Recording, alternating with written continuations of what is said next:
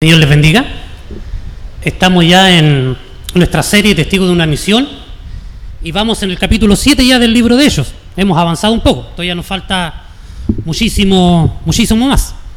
Así que les voy a pedir que por favor busquen en sus Biblias, en el libro de Hechos, en el capítulo 7. Vamos a dar lectura del verso 1 al verso 34. Hechos capítulo 7 del verso 1 al verso 34. Dice así la palabra del Señor. ¿Son ciertas estas acusaciones?, le preguntó el sumo sacerdote. Él le contestó: hermanos y padres, escúchenme. El Dios de la gloria se le apareció a nuestro padre Abraham cuando éste aún vivía en Mesopotamia, antes de radicarse en Harán. Deja tu tierra y a tus parientes, le dijo Dios, y ve a la tierra que yo te mostraré. Entonces salió de la tierra de los caldeos y se estableció en Harán. Desde allí, después de la muerte de su padre, Dios lo trasladó a esta tierra, donde ustedes viven ahora. No le dio herencia alguna en ella, ni siquiera donde plantar el pie, pero le permitió dársela en posesión a él y a su descendencia, aunque Abraham no tenía ni un solo hijo todavía. Dios le dijo así: tus descendientes vivirán como extranjeros en tierra extraña, donde serán esclavizados y maltratados durante 400 años. Pero sea cual sea la nación que los esclavice, yo los castigaré. Y luego tus descendientes saldrán de esa tierra y me adorarán en este lugar. Hizo con Abraham el pacto que tenía por señal la circuncisión. Así, cuando Abraham tuvo a su hijo Isaac, lo circuncidó a los 8 días de nacido, e Isaac a Jacob, y Jacob a los 12 patriarcas. Por envidia, los patriarcas vendieron a José como esclavo, quien fue llevado a Egipto, pero Dios estaba con él y lo libró de todas sus desgracias. Le dio sabiduría para ganarse el favor de Faraón, rey de Egipto, que lo nombró gobernador del país y del palacio real. Hubo entonces un hambre que azotó a todo Egipto y a la tierra o a Canaán, causando mucho sufrimiento a nuestros antepasados. No encontraron alimento. Al enterarse Jacob de que había comida en Egipto, mandó allá a nuestros antepasados en una primera visita. En la segunda, José se dio a conocer a sus hermanos, y el faraón supo el origen de José.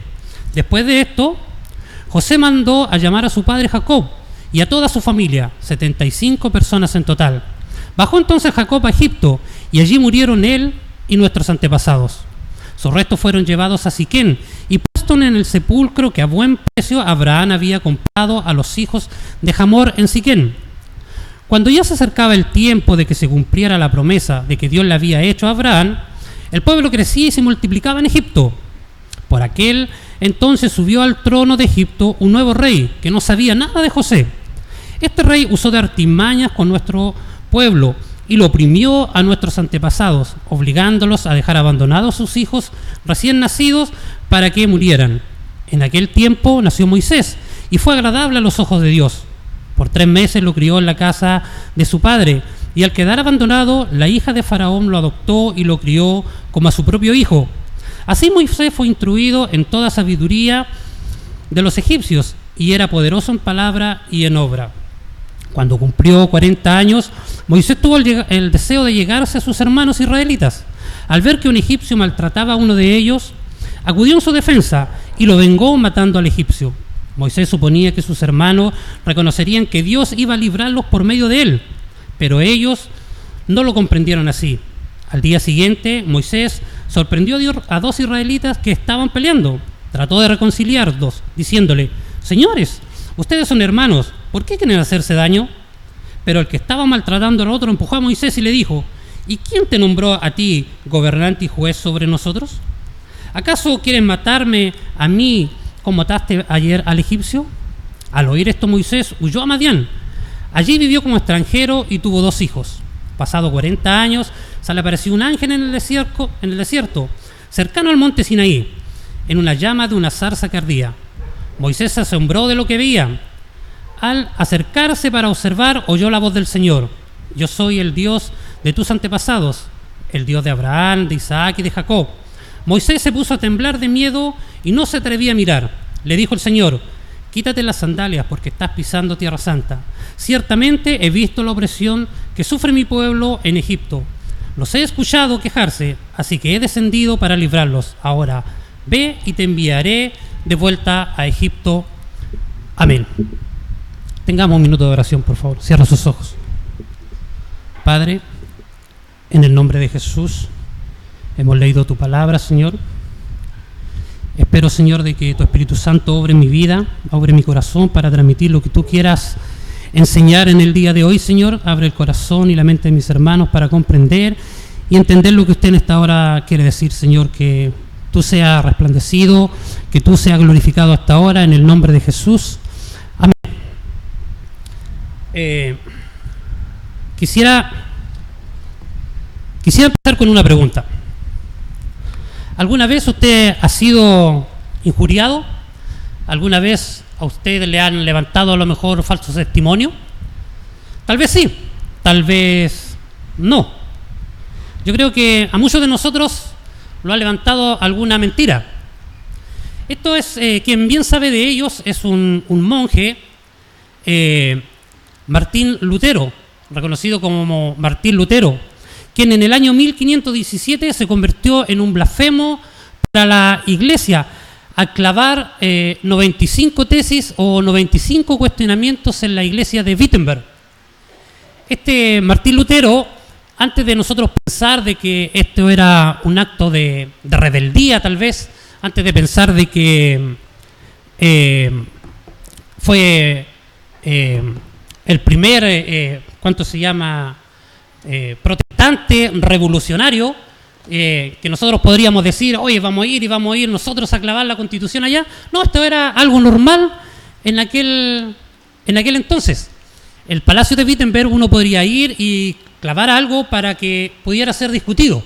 Entonces eso es lo que hace Martín Lutero, va y clava estas 95 tesis o estas 95 cuestionamientos que eran en contra de la venta de indulgencias. Estas ventas de indulgencias eran vendidas por un hombre o un predicador conocido como Johann Texel, quien con la autorización de la Iglesia, con la autorización de Juan Pablo II y León V, estos vendían estas indulgencias para reunir dinero para construir la catedral de San Pedro en aquel entonces. Entonces era un buen negocio lo que ellos estaban haciendo. Y al enterarse Martín Lutero de esto, le dio rabia y fue y clavó estas 95 tesis, estos 95 cuestionamientos para que fueran conversados posteriormente al otro día. En abril del próximo año, del año 1518, Martín Lutero fue llevado ante el emperador Carlos V en la dieta de Worms, o de Do, no sé cómo se pronuncia, y fue llevado para que él se retractara de lo que él había dicho, o de clavar estas 95 tesis.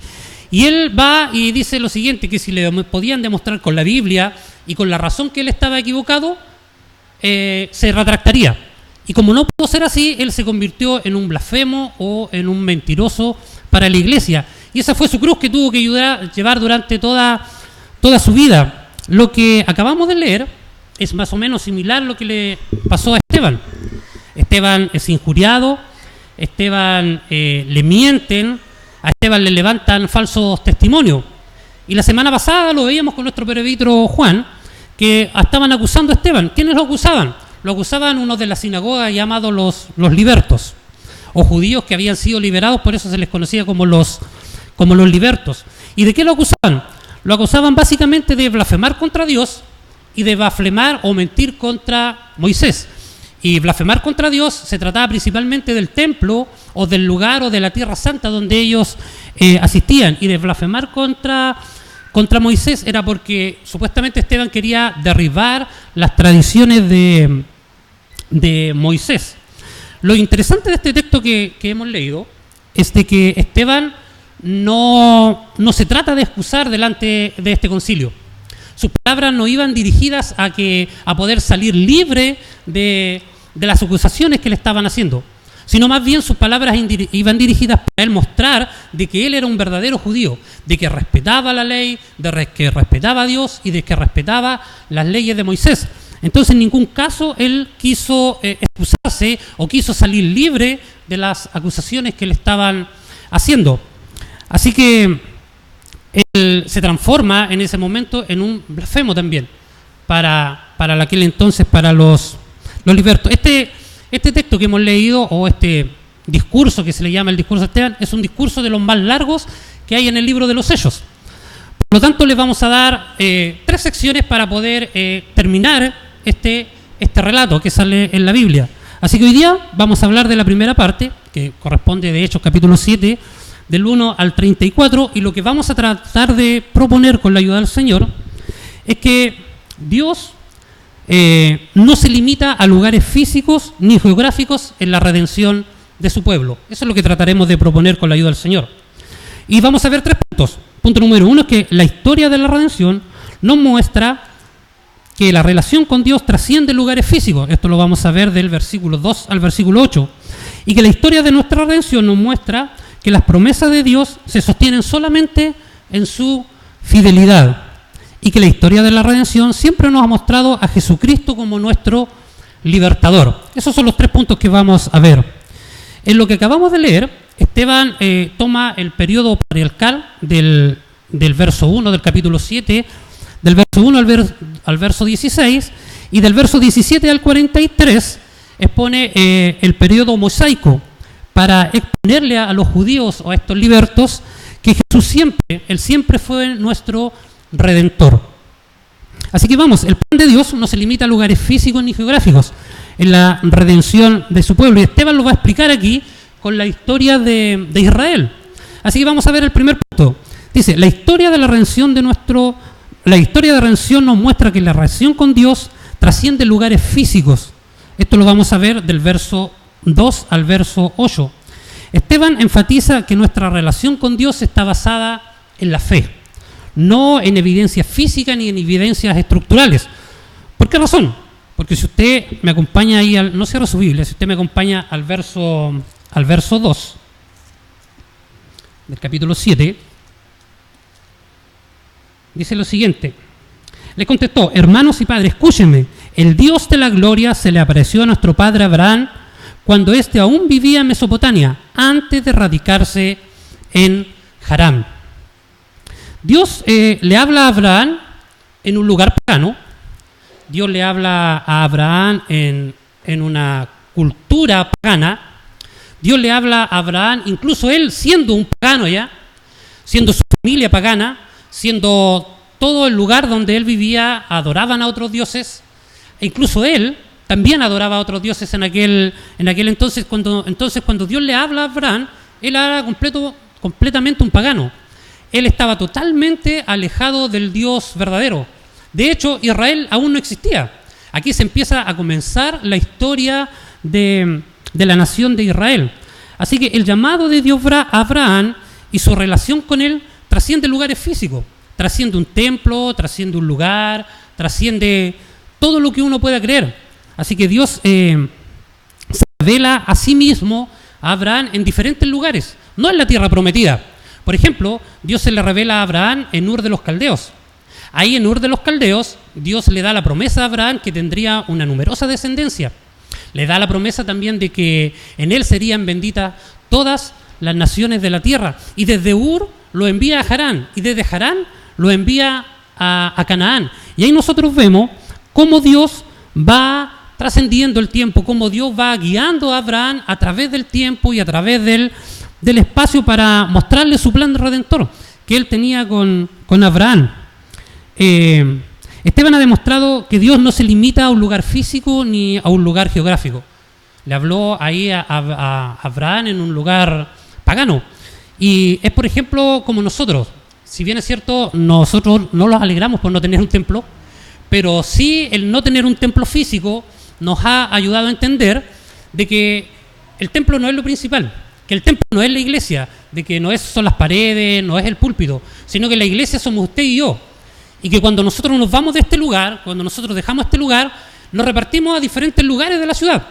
Nos podemos ir, unos se van a Santa Rosa, otros se van a Amanecer, otros a Pedro Valdivia, otros se van fuera de la ciudad, y es ahí donde Dios va trascendiendo. La iglesia se reparte a distintos lugares de la ciudad de Temuco después de que nos reunimos acá. Y es ahí donde nosotros podemos mostrar de que Dios es trascendente. Es ahí donde nosotros podemos mostrar a Jesucristo como nuestro Redentor. Es ahí como podemos mostrar a Jesucristo que Él tiene un plan para los que Él ha escogido. Es ahí donde Dios puede tocar el corazón de un alma para poderlos traer a la salvación. Así que Dios no se limita a lugares, Dios no se limita a un templo. Dios trasciende todo aquello. Dios es más poderoso que un templo. Dios es más poderoso que un lugar físico. Es ahí donde nosotros tenemos a Cristo y podemos demostrar a estas personas de que hay un Dios verdadero, de que hay un Dios que puede salvarlo. Y Abraham le creyó a Dios por fe. Notemos que Abraham, el único evangelio que tenía hasta ese momento era: deja tu tierra y tu parentela y vete a la tierra que yo te mostraré. Ese era el único evangelio que tenía Abraham. Mire, imaginemos por un momento de que Abraham fue al registro civil a cambiar su nombre. Él llega allá al registro civil y dice: ¿sabes qué? Vengo a cambiar mi nombre. ¿Cómo te llamas? Me llamo Abraham, le dice. ¡Oh, qué bonito! Padre exaltado. Eso significa Abraham, Padre exaltado.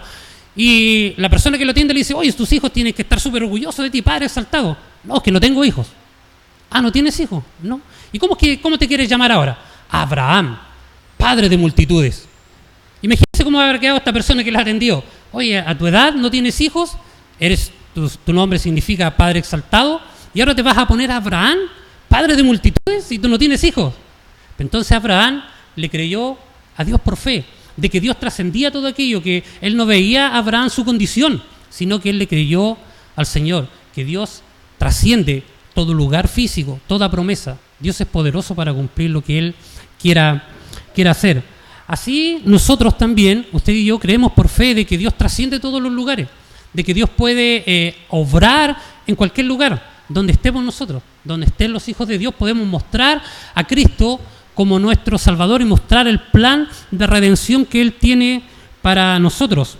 Abraham tuvo las promesas de Dios también sin tener descendencia y sin tener dominio sobre Canaán. Dios le promete a Abraham una descendencia, no se la prometió en la tierra de Canaán, no se la prometió en una ciudad santa, no se la prometió en un territorio exclusivo para israelitas. No fue ahí donde le hizo la promesa, sino que le hizo una promesa en un lugar pagano, en Ur de los Caldeos. Y el verso 5, léanlo ahí por favor, acompáñenme en la Biblia, dice: y no le dio herencia alguna en ella, ni siquiera donde plantar el pie, pero prometió dársela en posesión a él y a su descendencia, aunque Abraham no tenía ni un solo hijo todavía. Nuevamente, Esteban está dando argumentos históricos, mostrándole que las promesas de Dios no se limitan a un lugar físico ni a un templo, sino que Dios va más allá con su plan redentor. Yo no sé si tú te has puesto a pensar en tu vida, antes de que Dios te llamara, antes de que tú conocieras a Cristo, antes que Dios en su misericordia te llamara a conocerlo a Él, y tú a lo mejor viviste cosas complicadas, difíciles, cómo Dios te fue protegiendo, cómo Dios te fue librando, cómo Dios te fue, incluso tal vez a lo mejor te separó o te cuidó de la misma muerte. Y muchas veces nosotros, antes de creer en Dios, pensamos que era la suerte. ¿Sabes qué? Yo tengo suerte. La suerte era mi benefactora. La suerte me ayudó en mi caminar. La suerte estuvo de parte mía, por eso yo salí de ese problema. Pero cuando tú te acercas a Dios, tú te das cuenta de que eso no fue así. No era la suerte, sino que Dios, que trasciende todos los tiempos, Él iba cuidando tu camino. Él iba cuidando tu vida. Él te fue guiando para traerte en algún momento a su reino. Así que Dios es quien va trascendiendo todo esto. Dios siempre está detrás de todo lo bueno y todo lo malo que nos pueda pasar. Dios es trascendente, Dios trasciende lugares físicos, lugares geográficos. Es más, la Biblia nos dice de que Dios nos escogió en Él antes de la fundación del mundo. Dice, para que seamos santos y sin manchas delante de Él. Dios nos escogió en Él antes, imagínense, antes de la fundación del mundo. Antes que todo esto se creara, tú y yo ya estábamos elegidos. ¿Para qué? Para en un futuro seamos santos y sin mancha delante de Él. Dios va trascendiendo todo. Y al final dice, delante de Él, en amor. Dios nos amó con ese amor eterno. Es por esa razón que Dios cumplió sus promesas y nos ha ido trascendiendo hasta el día de hoy. Pero del verso 6 al verso 8, dice que las promesas de Dios para Abraham y su descendencia nunca fueron fáciles y siempre fueron en tierra extranjera. Abraham sabe que Dios protege y cuida a su pueblo. Él como judío confía en Dios y descansa en aquella seguridad que le da Dios. Notemos el verso 6, por favor.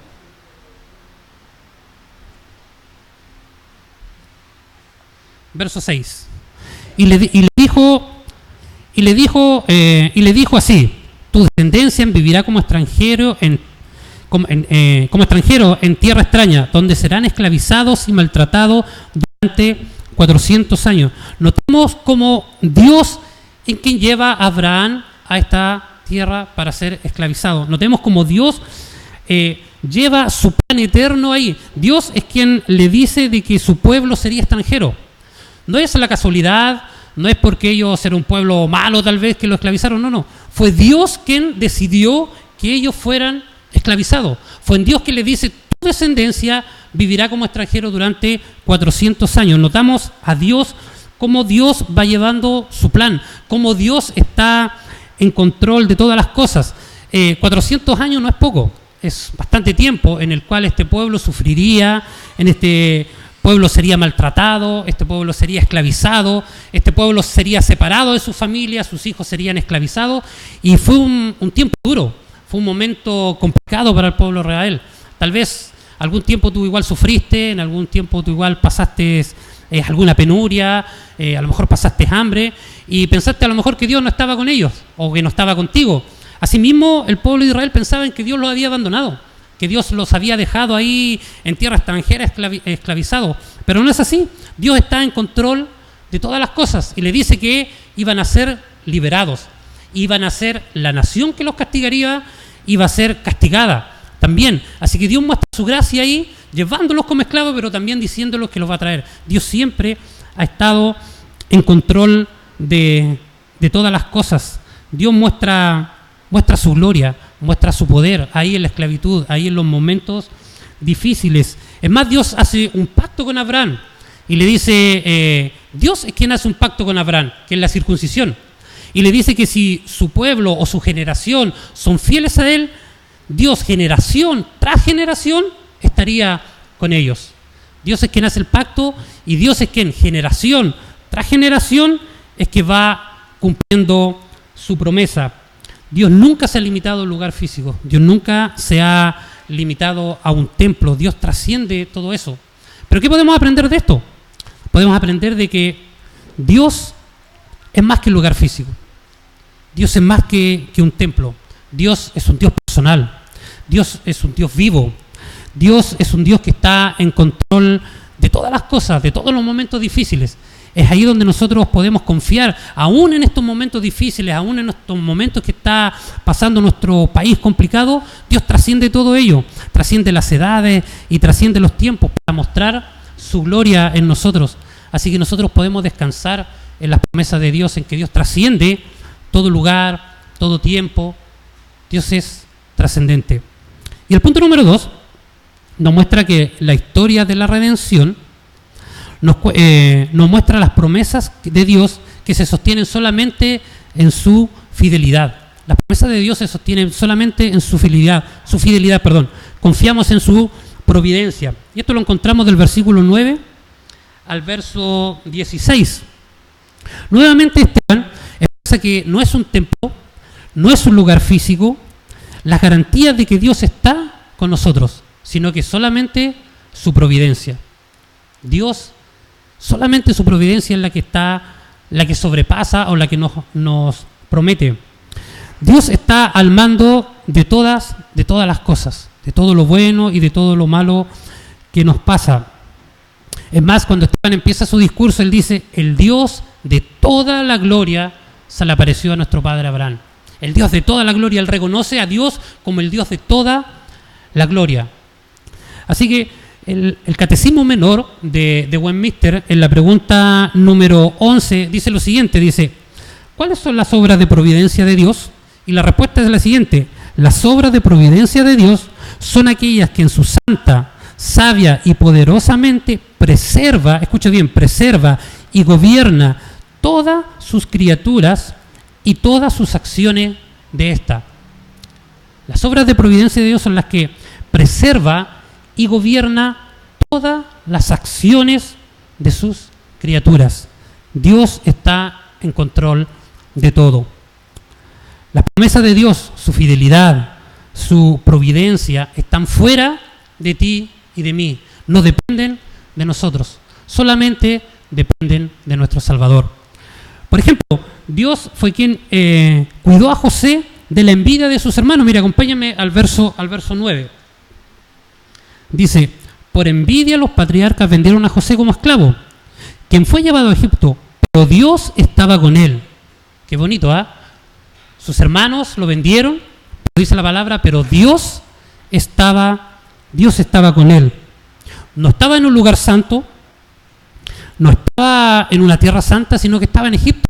José estaba en una tierra que no era Canaán, en una tierra que no era santa. Ahí estaba José, en Egipto. Pero dice la Biblia que Dios estaba con él. Dios muestra su providencia con José al estar con él, al no dejarlo, al ir encaminando todas las cosas que le iban a suceder. De aquí hacia adelante a José y de aquí hacia atrás igual. Desde su nacimiento Dios fue cuidando y llevando su plan perfecto hacia la redención de su pueblo. Así que Dios estaba con él y lo vendieron sus hermanos. Pero al igual que José, Dios va encaminando nuestras vidas para bien. Dios ha ido encaminando mi vida y tu vida para un bien mejor. Aunque muchas veces pasamos dificultades, aunque muchas veces pasamos problemas, pero Dios va encaminando todo aquello. Así que podemos descansar en Dios, podemos confiar en su providencia, de que Dios nos sostiene solamente por gracia. No depende de ti, ni depende de mí, está fuera de nosotros, solamente depende de nuestro Salvador Jesucristo. Así que Dios les muestra, o nos va a mostrar, de que siempre Él ha estado guiando todo lo que nos ha sucedido. Y eso es maravilloso, poder confiar en este Dios que trasciende todo lugar, trasciende todo espacio, todo lo que sea, para mostrar su gloria. También nos muestra en el verso 10 de que fue Dios quien llevó su plan, llevándolo a Egipto como gobernador. Si ustedes me acompañan ahí al verso 10, dice: y lo libró. Dice el verso 10: y lo libró de todas sus desgracias, le dio sabiduría para ganarse el favor de Faraón, rey de Egipto, y lo nombró gobernador del país y del palacio real.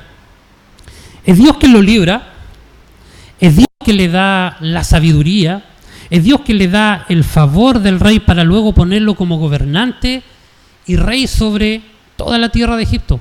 Es Dios quien está ahí dando ese favor. No era que José fuera hermoso o que José tuviera gracia, sino que es Dios quien le da todo esto para que ponerlo como gobernante y como rey sobre todo. Así que al igual que José, Jesucristo es puesto como gobernante y juez no solo de un país, no solo de la nación más grande de aquel entonces, sino que de toda la tierra. Y no solo de la tierra, sino del universo. Dios controla todo momento, todo suceso que pueda ocurrir en el universo. Él está en control de todo. La Biblia dice que ni un pelo de la cabeza se nos cae si Él así no lo permite. Ni un ave cabe al cielo si Él no lo permite. Dios está en control de todo. Dios no se le escapa absolutamente nada de las manos. Vemos a este Dios poderoso. Así que podemos confiar que Él a través del tiempo nos ha ido guiando y nos seguirá guiando hacia el camino de la redención. Pero también fue Dios quien liberó y manifestó su gracia al llevar a Jacob para librarlos del hambre. Fue Dios que manifestó su gracia ahí al llevarlo donde había alimento. Dios ya les había dicho que habría hambre en Egipto. Dios no se los ocultó. Es más, Dios envía a José con este motivo, para que recolectara. Recuerden el sueño que tuvo José estando en la cárcel. o sea, el faraón, y José se lo interpreta y le dice que habrían 7 años de abundancia en los cuales habría que guardar el alimento y vendrían 7 años de que había escasez, con la cual habría hambre. Así que Dios no se lo ocultó. Dios les dijo de que habría hambre. Es más, Dios forma este plan y envía a José para que él pueda estar a cargo de todo esto y guardar el alimento para que cuando pasara esa hambre hubiera alimento no en Canaán, no en una tierra, ¿cómo se llama?, apartada o en una tierra santa, sino ahí en Egipto. Ahí en Egipto había alimento. Ahí en Egipto es donde estaba el alimento y Abraham con su familia fue llevado para allá, fue llevado a esta tierra a alimentarse. Así que nosotros en nuestro lugar de trabajo, nosotros tal vez en nuestras universidades, donde nosotros nos encontremos, podemos mostrar que Jesucristo es el pan de vida, que Jesucristo es el alimento, que Jesucristo es todo lo que nosotros necesitamos. Podemos mostrarle a la gente de que en Él hay alimento, de que en Él hay vida eterna, y solo por gracia, a través de su palabra. Fue Dios también que cumplió llevando los restos de Jacob al sepulcro comprado ahí en Canaán. Abraham dice que compró un sepulcro en la ciudad de Siquem a muy buen precio, donde los restos de Jacob fueron llevados. A un Dios va trascendiendo la muerte, a un Dios después de la muerte sigue llevando su plan redentor a cabo. La muerte no lo sujeta a su plan redentor. La muerte no es capaz de sostener el plan que tiene Dios para la vida, y es por eso que lleva, aún después de la muerte de Jacob, lo lleva a la tierra que él le había prometido, lo lleva a Canaán. Dice que Abraham compró este terreno a muy buen precio. Jesucristo pagó un mayor precio por nuestras moradas celestiales. No con oro, no con plata, no con algo que tenga valor en esta tierra. A lo mejor nosotros encontramos que el oro tiene muchísimo valor aquí en esta tierra, pero no fue comprado con oro, no fue comprado con plata, sino fue comprado con la sangre preciosa de Cristo. Si se pudieran haber dado miles de galaxias o miles de universos para comprar nuestra redención, no era suficiente. No había nada que pudiera aplacar la ira de Dios. Solamente la muerte de Jesucristo en la cruz del Calvario pudo pagar nuestra redención. Solamente esa sangre preciosa que compró nuestras moradas eternas. No fue un precio poco, fue la sangre de nuestro Salvador. Fue la sangre de Jesús la que fue comprada. Así que si usted observa en la Biblia y lee la Biblia, y espero que la lea y espero que la siga leyendo y vaya observando las promesas que ahí están, no hay ninguna promesa que dependa de nosotros, sino que todo es providencia de Dios. Todas las promesas que están escritas solamente porque Dios así lo quiere. Así que Esteban, de una manera magistral, le va a decir a los judíos que no es su liturgia, no es su templo, no son sus eruditos, no son sus rituales, no eres tu hermano, no soy yo, no somos nuestras buenas obras que nos llevarán a la providencia de Dios. Es solamente Dios que está detrás del plan redentor. Es solamente Dios que va trascendiendo los tiempos y los lugares. Así que Dios es fiel para cumplir sus promesas. No eres tú ni soy yo quien llevará al final el camino glorioso de la redención, sino que Jesucristo. Dice la Biblia que Dios no escatimó ni a su propio Hijo. ¿Cómo no nos dará generosamente con Él todas las cosas? Dios no escatimó ni a su propio Hijo. Así que Dios nos va a dar todas las cosas. Podemos descansar en aquella promesa de Dios, de que Dios va trascendiendo lugares, y así como a Jacob lo llevó después de la muerte, aún aunque nosotros muramos hoy día, su plan redentor va a seguir.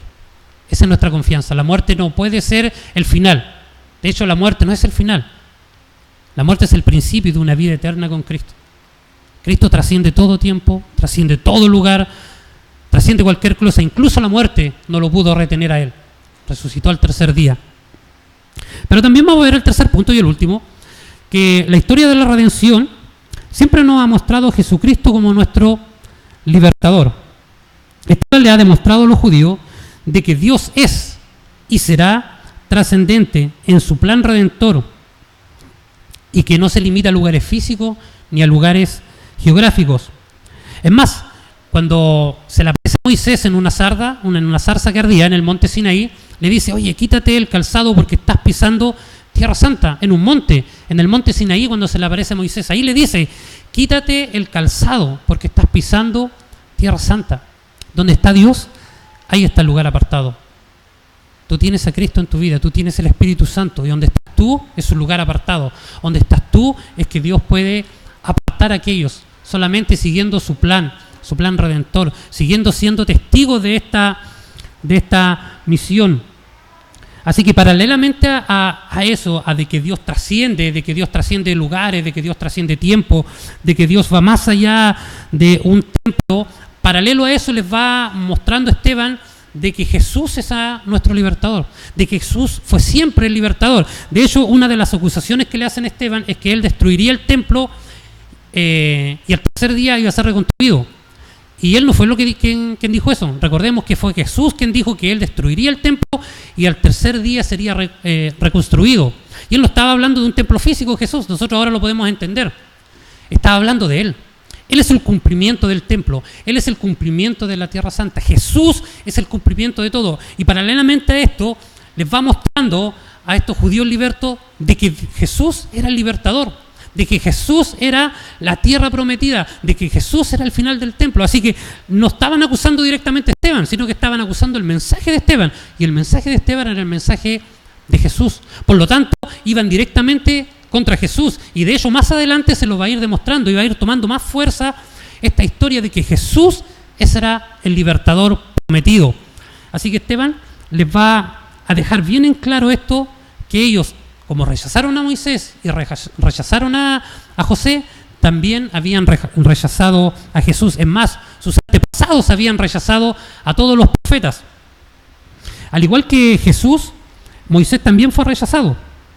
Esto lo encontramos en el verso 17. Dice así, cuando ya se acercaba el tiempo de que se cumpliera la promesa que Dios le había hecho a Abraham, el pueblo crecía y se multiplicaba en Egipto. Cuando ya se acercaba la promesa, Dios va trascendiendo la promesa, ya se estaba acercando la promesa. Israel, como nación, negó que Moisés tenía algún derecho para ser gobernante y juez sobre ellos. En el verso 25, mire, del verso 25 del capítulo 7, dice, Moisés suponía que sus hermanos lo reconocerían, que Dios iba a liberarlos por medio de él, pero ellos no lo comprendieron así. A pesar de esta actitud de los judíos de rechazar a Moisés, Dios también le hace una promesa. Dios le hace una promesa que va a ser mucho después. Ahí en el verso 34, por favor, el verso 34 dice, ciertamente he visto la opresión que sufre mi pueblo. En Egipto dice, los he escuchado quejarse, así que he decidido librarlos. Ve ahora y te enviaré de vuelta a Egipto. Dice que él descendió a librarlo, de que él vio la aflicción de su pueblo. Así que el mensaje de Esteban es clarísimo. Ustedes rechazaron a Moisés, también rechazaron a Cristo. Moisés era la figura de Cristo. Moisés no era más grande que Cristo. Jesús era más grande que Cristo. Jesús era el cumplimiento de todo. Solamente Moisés era la imagen o algo que estaba mostrando a uno más grande, que era Jesús. Esteban implícitamente les está confrontando con estos relatos. Le están diciendo, ustedes rechazaron a Moisés y también rechazaron a Jesús. Y al igual que Jesús, José también fue rechazado. También fue rechazado por sus hermanos. Mire, acompáñame al verso 9 del capítulo 7 del libro de Hechos. El verso 9 dice así, por envidia los patriarcas vendieron a José como esclavo y fue llevado a Egipto, pero Dios estaba con él. Por envidia, sus hermanos vendieron a José. Y no solo lo vendieron como esclavo a Egipto. Y ahí, como esclavo en Egipto, José es puesto al servicio de otros. José empieza a trabajar, José cae en la cárcel, José le mienten, José cae preso, y desde ahí Dios lo toma y lo saca, mostrando así su plan de redentor hacia José. Jesús también fue rechazado, y no solo fue rechazado por sus hermanos, sino que fue clavado en un madero. Sus hermanos lo crucificaron, sus hermanos pidieron que lo crucificaran, sus hermanos pidieron que lo mataran. Es más, en un versículo que leíamos dice que sus hermanos se le aparecieron a José en su primera visita y no lo reconocieron. Y en la segunda visita, José se dio a conocer.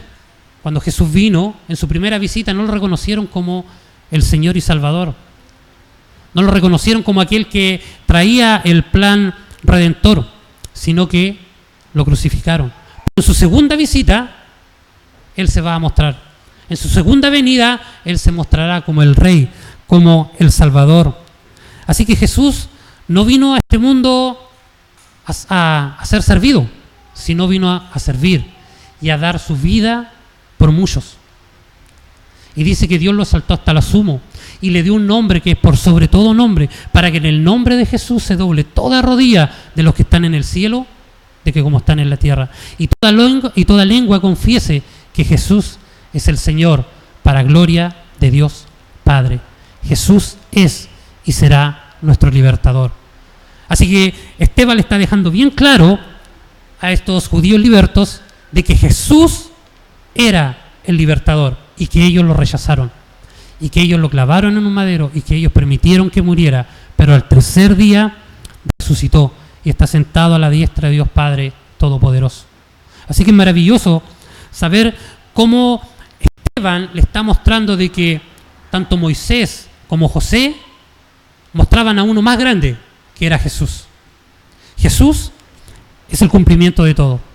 Jesús es y será nuestro Redentor. Jesús es quien trasciende todo lo que suceda. Lo que te pasa en tu vida, Jesús lo tiene controlado. No hay nada, absolutamente nada que se escape de sus manos. Así que podemos confiar en Él. Sin Jesucristo como centro de nuestra